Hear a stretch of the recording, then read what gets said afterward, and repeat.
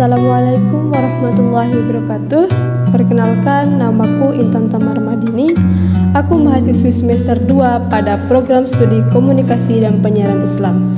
Tujuanku membuat video ini adalah sebagai tugas UAS pada mata kuliah Sejarah Dakwah.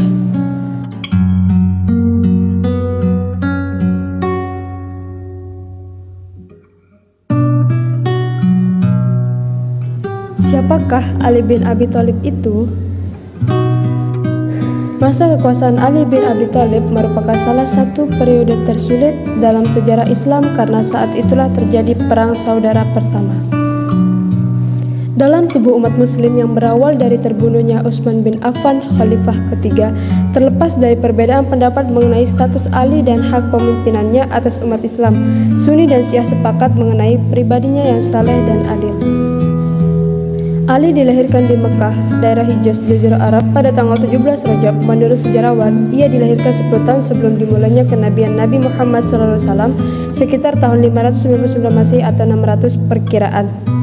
Dia bernama asli Asad bin Abu Thalib. Bapaknya Asad adalah salah seorang paman dari Nabi Muhammad SAW. Asad yang berarti singa adalah harapan keluarga Abi Thalib untuk mempunyai penerus yang dapat menjadi tokoh pemberani dan disegani di antara kalangan Quraisy Mekah. Ali dilahirkan dari ibu yang bernama Fatimah binti Asad, di mana Asad merupakan anak dari Hashim, sehingga menjadikan Ali merupakan keturunan Hashim dari sisi bapak dan ibu. Kelahiran Ali bin Abi Thalib banyak memberi hiburan bagi Nabi Muhammad SAW karena dia tidak mempunyai anak laki-laki. Setelah masa hijrah dan tinggal di Madinah, Ali menikah dengan Fatimah Az-Zahra, putri Nabi Muhammad SAW. Ia tidak menikah dengan wanita lain ketika Fatimah masih hidup. Tertulis dalam Tarikh Ibnu Athir, setelah itu Ali menikah dengan Ummu Banin binti Haram, Laila binti Mas'ud, Asma binti Umais, Sahbah binti Rabi'ah, Umamah binti Abil Ash, Haulah binti Ja'far, Ummu Sa'id binti Ruwah, dan Mahabbah binti Imrul Qais.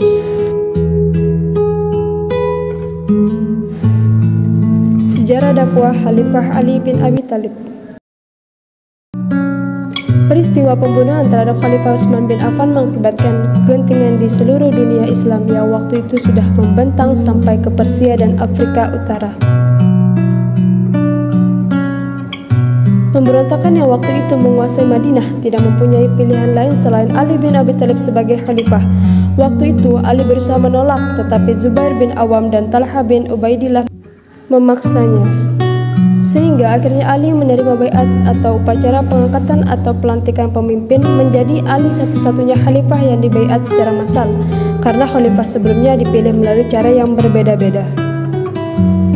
Sebagai khalifah keempat yang memerintah selama sekitar 5 tahun, masa pemerintahannya mewarisi kekacauan yang terjadi saat masa pemerintahan khalifah sebelumnya, yaitu Utsman bin Affan. Untuk pertama kalinya, perang saudara antara umat muslim terjadi saat masa pemerintahannya.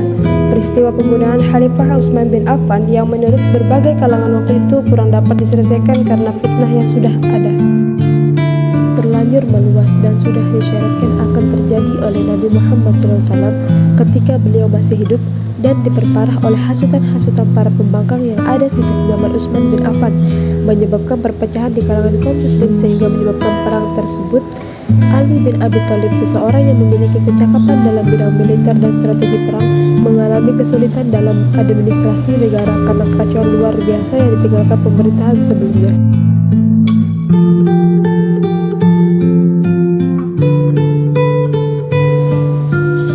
Prestasi masa Khalifah Ali bin Abi Thalib. 1. Mengganti pejabat yang kurang cakap. Khalifah Ali bin Abi Thalib menginginkan sebuah pemerintahan yang efektif dan efisien. Oleh karena itu, beliau kemudian mengganti pejabat-pejabat yang kurang cakap dalam bekerja. Akan tetapi, pejabat-pejabat tersebut ternyata banyak yang berasal dari keluarga Khalifah Utsman bin Affan atau Bani Umayyah. Akibatnya, makin banyak kalangan Bani Umayyah yang tidak menyukai Khalifah Ali bin Abi Thalib. 2. Membenahi keuangan negara atau Baitul Mal. 3. Memajukan bidang ilmu bahasa. 4. Bidang pembangunan.